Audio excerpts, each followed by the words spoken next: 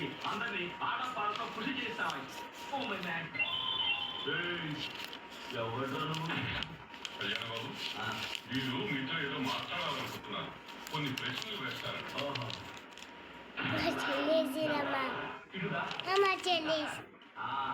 ఏమిటి నీ కహాని చెప్పు.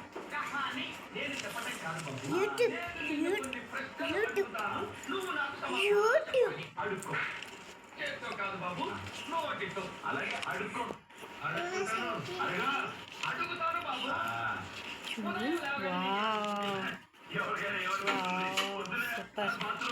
ఇంకేంటి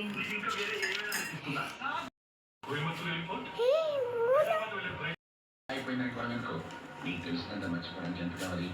5 లక్షలు సరిపోద్దా?